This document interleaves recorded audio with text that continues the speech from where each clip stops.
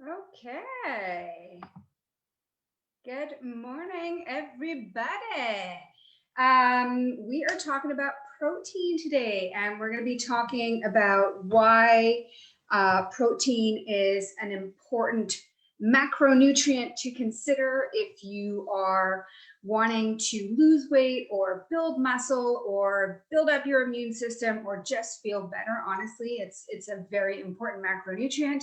What I want to do today is, number one, I'll explain why it's so important, especially with regards to weight management, because that's what I said I was going to do.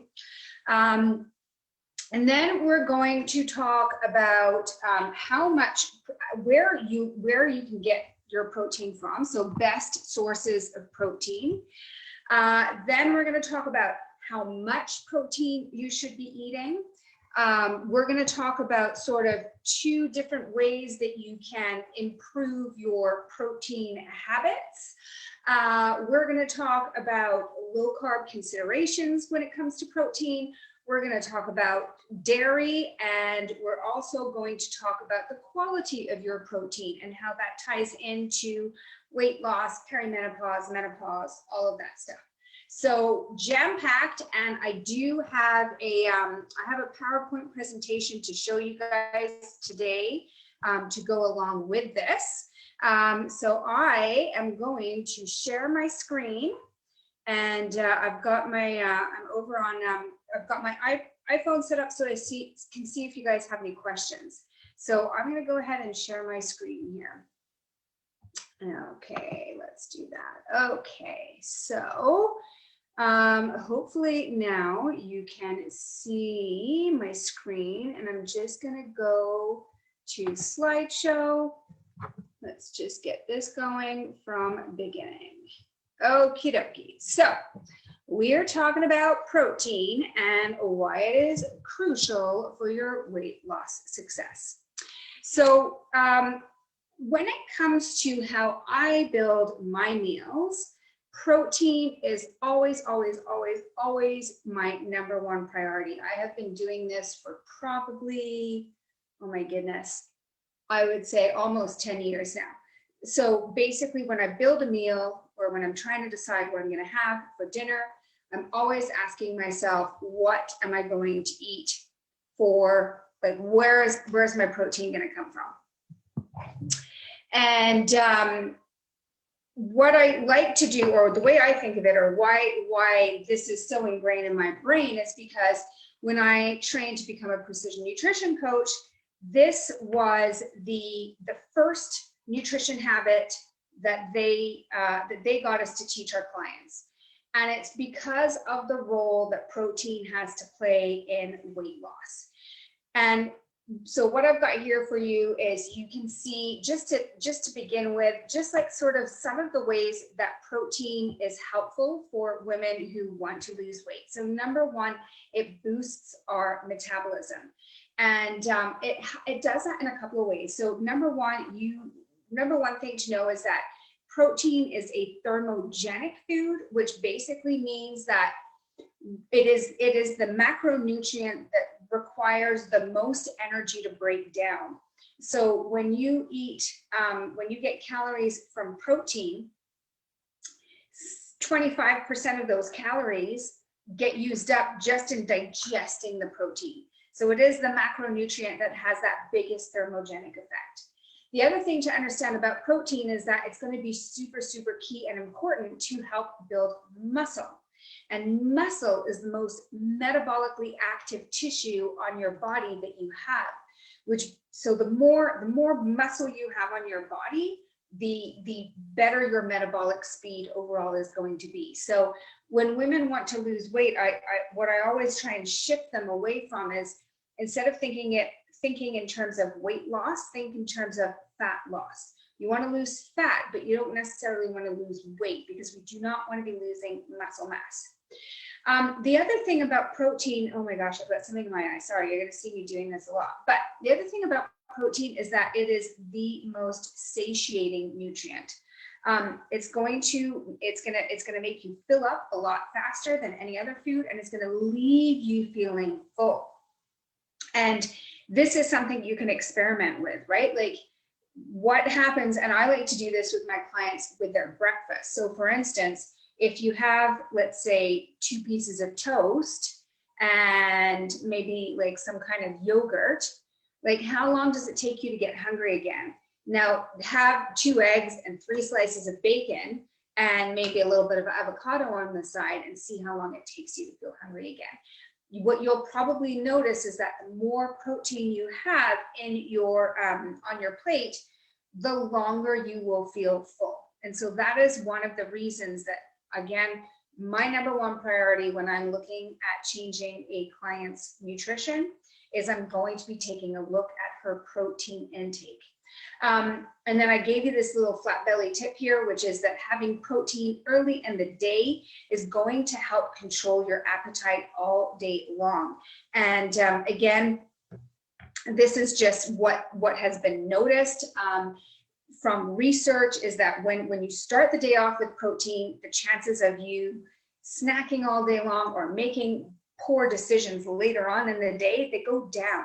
And so that is the power of protein. It can really, really help with your weight management.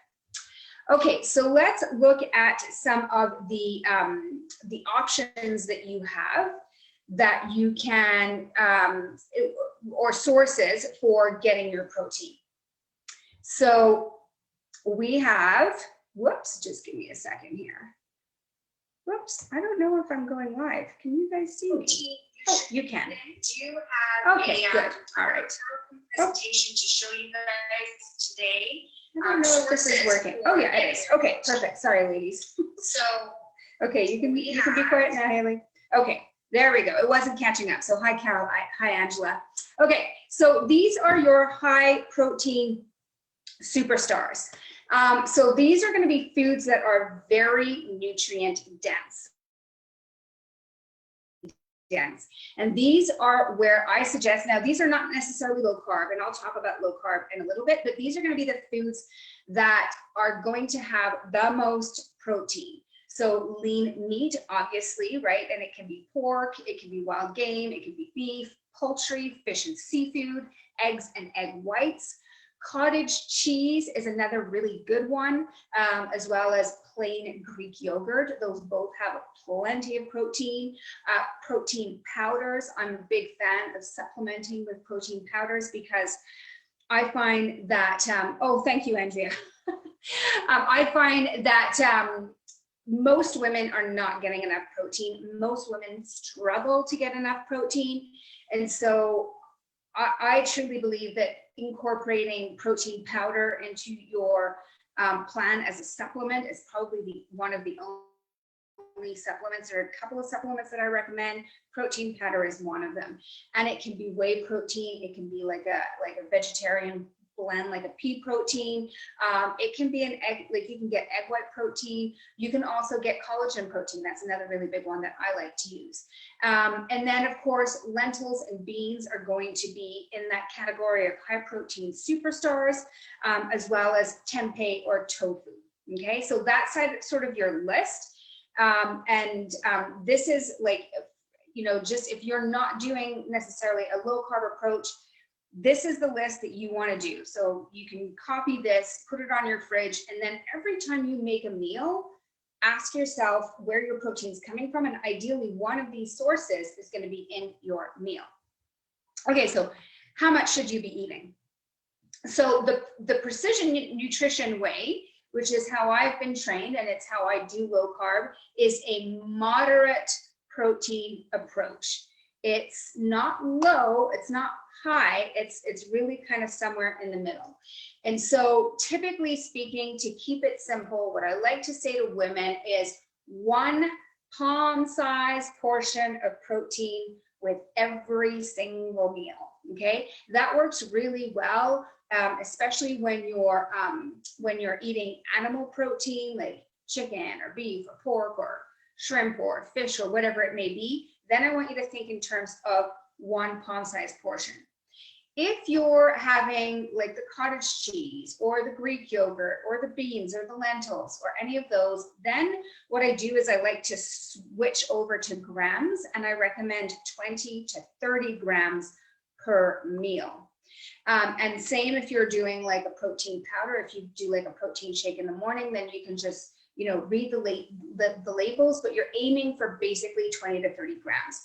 And the reason I do it that way is because a palm-sized portion of eggs, for example, probably will not add up to 20 grams. So a palm-sized portion of eggs is probably going to be like, say, two, if you were to scramble 2 eggs, you'd have like about that palm size, but you'd also only be getting about 12 grams of protein because eggs have so much fat in them as well. So, you have to, so that's why I use both of those, and I toggle either a palm size when it comes from animal protein or the 20 to 30 grams if you're doing your beans or your tofu or whatever else you're doing as a source of protein. So that's how much you should eat.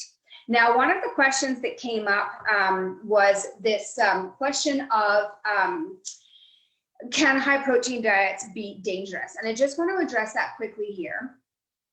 So again, my approach is more moderate protein, but there are definitely different diets out there that recommend a higher protein amount, and they work, right? So if you think of like the bodybuilding industry, like bodybuilders, their general rule of thumb is 1 gram of protein per pound of body weight. So some of these men and women are eating very large amounts of protein. Now, is that dangerous? The research has shown that the higher amounts of protein are not dangerous unless you have kidney disease. Okay, so that is the big important thing here. So if you do have kidney disease or you have a family of kidney disease, then you probably should be talking to your doctor and figuring out how much protein you need to have. But if you are a healthy woman and you do not have a history of kidney disease, then you do not have to worry about the impact of protein on your kidney. Okay, all right, so let's talk about how to incorporate more protein into your life. And so the first step is just eat more protein, right?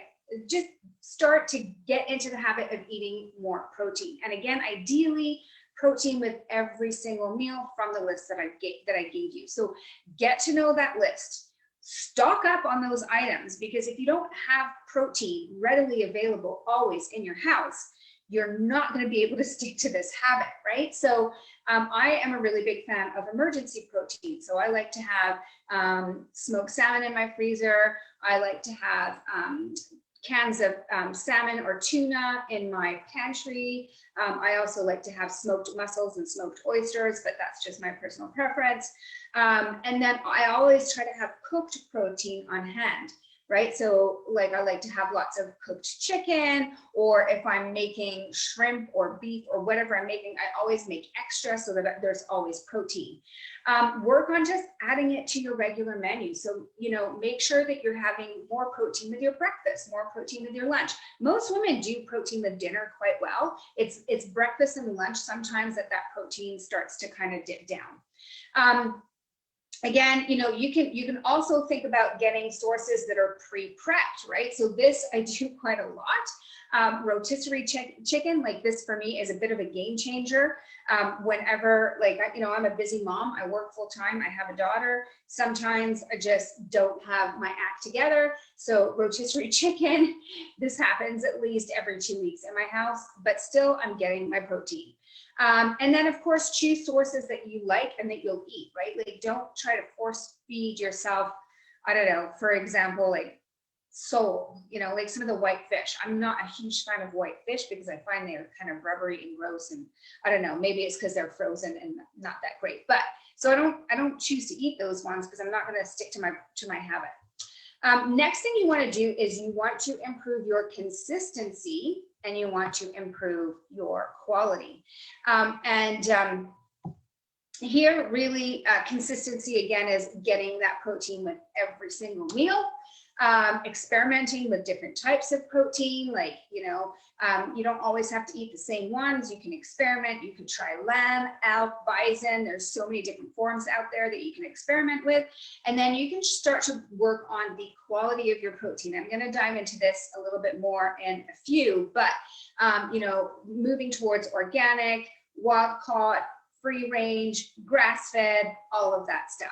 Okay, so keto considerations. So now I'm going to kind of just sort of put protein in the context of low carb. And I'm going to start with keto, but I'm going to talk about low carb too. So when it comes to keto, if you don't know anything about keto, it's very low in carbs, right? So it's less than 50 grams a day. And if you are trying to get less than 50 grams a day and still get enough protein, it's kind of tricky. It's kind of tricky if you are not willing to eat animal protein. So these are my recommendations. I say that if you want to get enough protein, again, we need that protein. We need it to build muscle. We need it to stay satiated.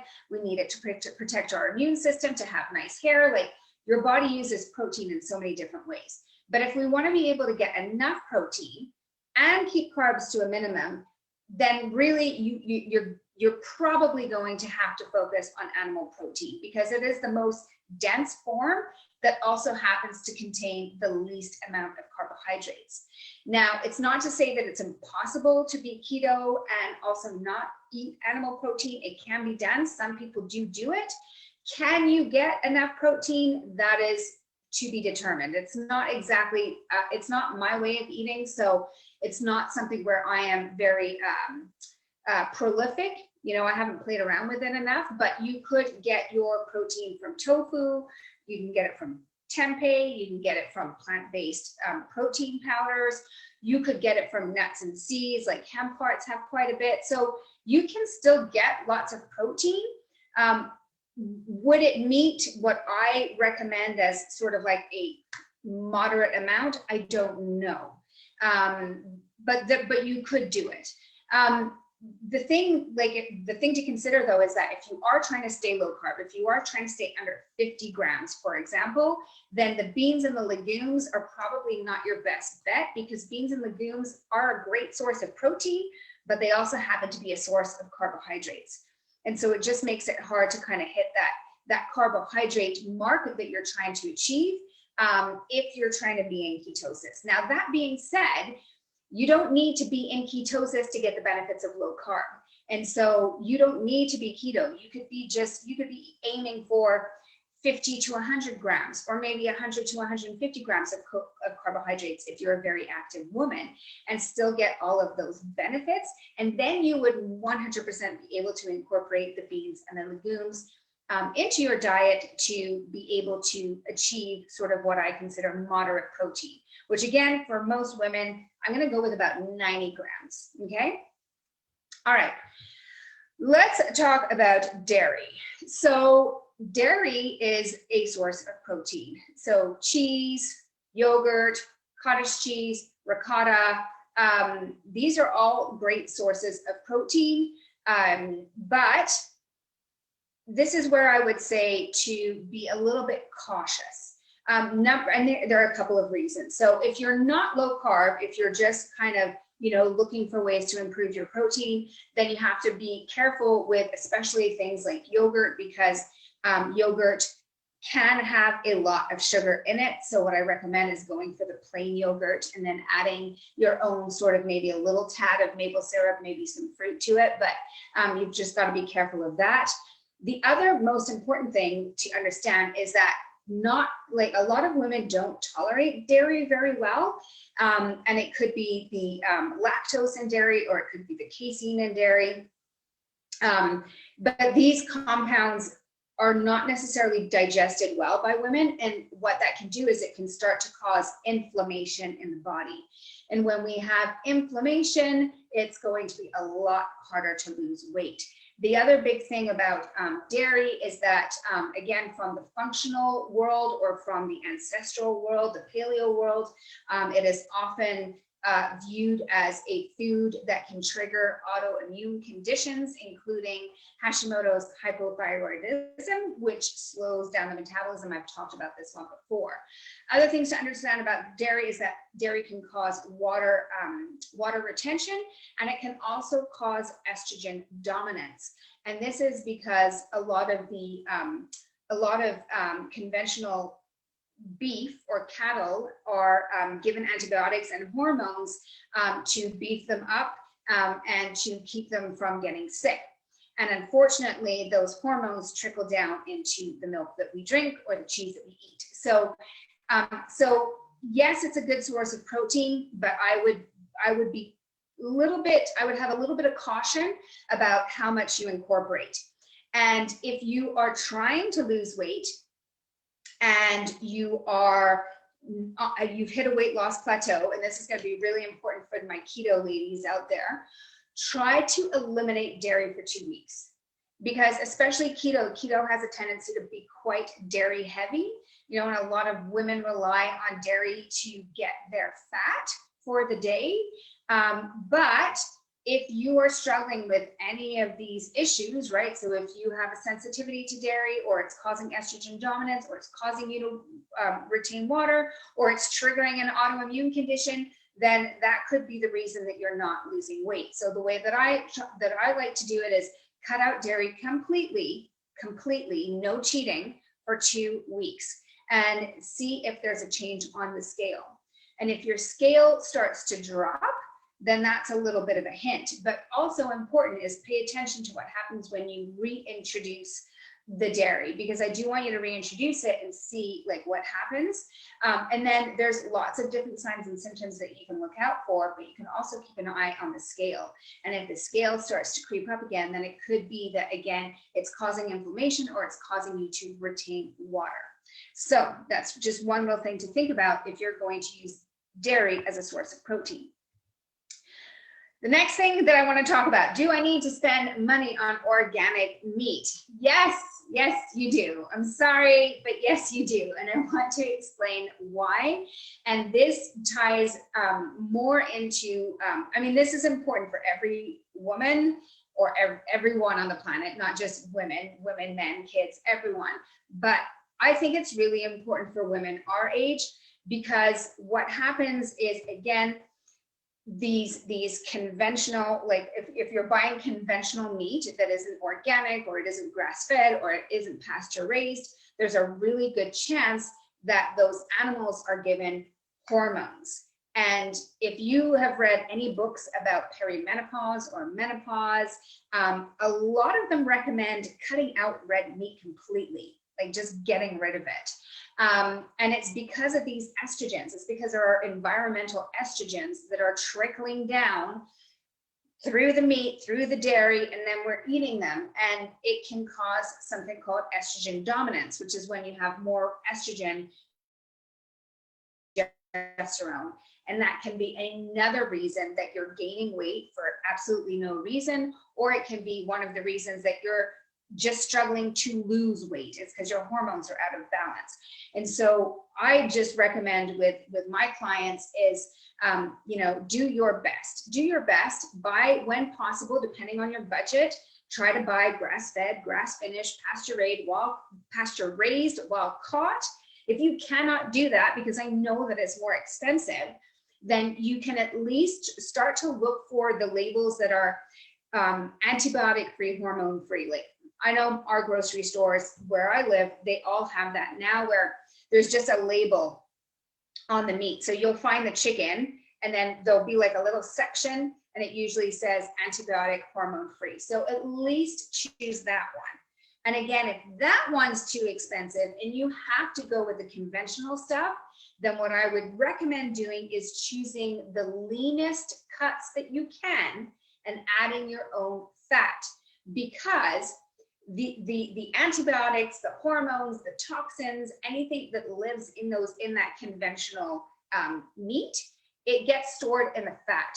And the same is true for us, by the way. So all of these hormones, anything that the body perceives as toxic, it stores it in your fat cells, and animals do the same. So when you eat those fatty cuts of meat, well, you're also eating the toxins that belonged in that animal. And so that's why we kind of want to do our best to clean up our meat. Okay. All right. Okay. So that was what I had. So I'm going to open it up for questions as well. And I had some questions come in. I want to let you guys know quickly before we go into that, what I'm talking about next week, because I think it's going to be a super fun talk. So I'm talking about the 3 keys to fat loss. I should actually say 4, but this is like, I'm going to be showing you guys, like, I'm always thinking about this stuff, by the way. I'm slightly obsessed with it, if you have not noticed. And I've come up with a formula for you guys. And this is just like thinking about everything that I have learned over the past 15 years of trying to figure out my own hormones and what works for my body and what works for my clients. And I've come up with a formula, and I'm going to teach it to you guys next week because I think it's really good. And I think it will help you guys understand sort of what you need to do as a woman over 40 to manage your weight. And so I'm going to teach you like what's stopping you from losing weight, even though you are doing everything perfectly, because I hear this all the time. I'm going to teach you why low carb diets can be helpful, not necessarily keto, but low carb. I'm going to talk about how your hormones can impact your ability to lose weight and what to do about it. I'm going to teach you how to create a slight caloric deficit, but not so much that you cause a weight loss plateau, and kind of how that all fits in together. Okay, so that's what I'm going to be talking about next week. So make sure that you show up for that one. And I did also want to let you know that if you do need more support with your goals, this is where you can start. So you can go to my website and go to projectmenopause.ca/flat belly with a dash. And there you'll learn a little bit about like the problem with most diets that are out there, why they are failing you specifically, especially the cookie cutter ones, right? Where it's like, hey, everybody does the exact same thing.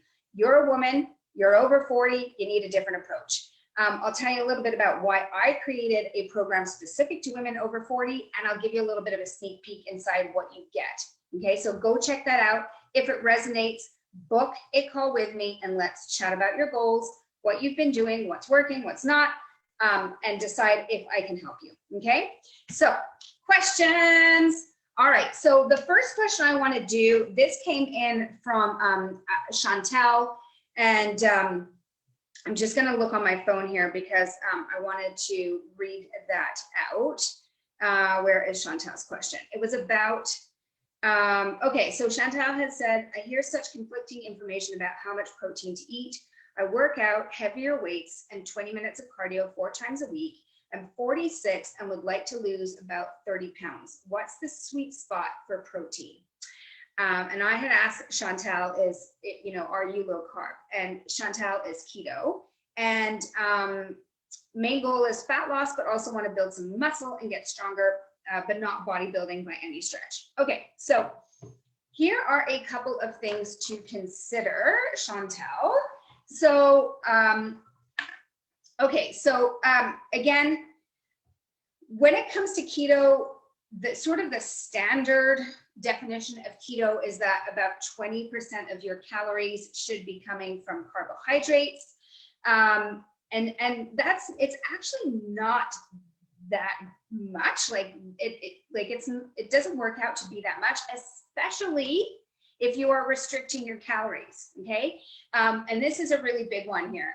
So I always recommend to my clients about 90 grams as a starting point, but I recommend 90 grams regardless. I don't do the percentages. I don't do like a 20% of calories. What I do is I say, you got to get your carbs under 50. If you want to be in ketosis, you got to get your carbs under 50.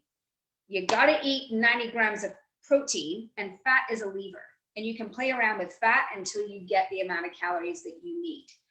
But you're still got to get at least that 90 grams of protein. So even on days where maybe you're doing intermittent fasting and you're only eating 2 meals a day and you're dropping your calories down, you should still be getting 90 grams of protein. Okay. So I think that can be really helpful. And so that would be the first thing that I would take a look at is like, how many calories are you eating? And are you following that 20%? And if so, can you swap that? Can you just, instead of going like 20% of my calories from protein, just try the 90 and see how that works. The other thing that I would do is you could take a little bit of a different approach, which would be like a higher protein keto approach.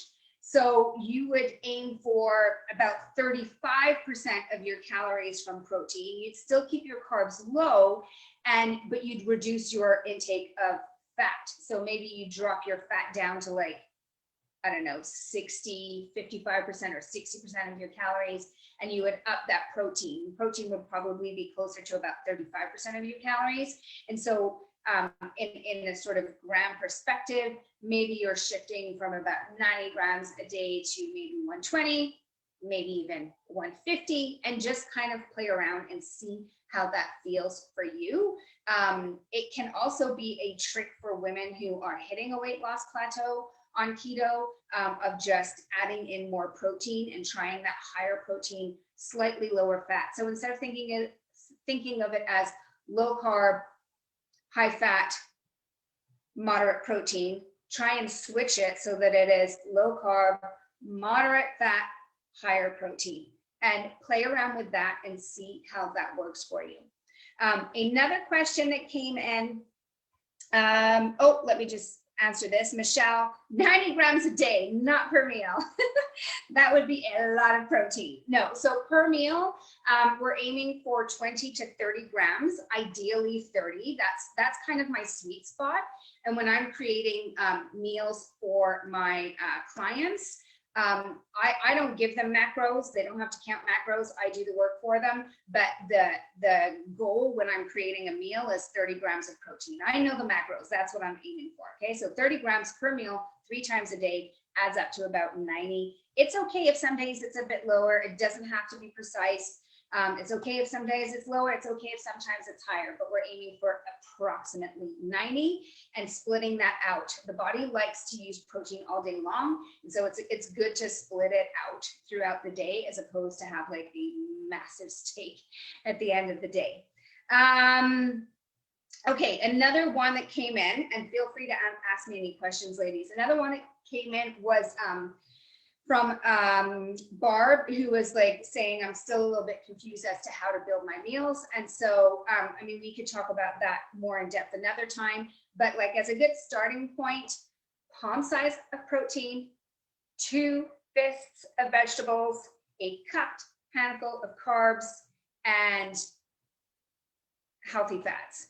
Healthy fats, again, I use fat as a lever. It's kind of like I use it to make sure that I'm getting enough calories. And so if I'm kind of generous with my fats, like I'm not afraid of fat whatsoever in my meals. And so I would probably say you could get away with about 2 tablespoons of fat per meal as a starting point and just kind of go from there. But that would be how I would build my meals. Okay, let's see if there was any other questions. I answered the vegetarian questions. I'm trying to remember. I'm going to stop share right now and come back to full screen. I think that was it. I'm just popping over here to see if there were any other questions that I forgot to answer. And if you guys can think of anything, you can put them. I've got my phone here, so I'm checking to see if you have any questions for me. But I think that I covered it all. Let's just go down. I covered the kidneys and how much protein. We talked about vegetarian sources. I think that wraps it up for today. Here we go. Let's just see. How much protein is right. We talked about that. We talked about best options. So that is it. I have covered it all. If you still have questions about protein, you can for sure just reach out to me and let me know. And don't forget to tune in next week. I'm going to give you my formula, and it's an actual formula. So it's kind of fun. Anyways, I will see you then. Have a fantastic weekend. And thank you for watching. Bye.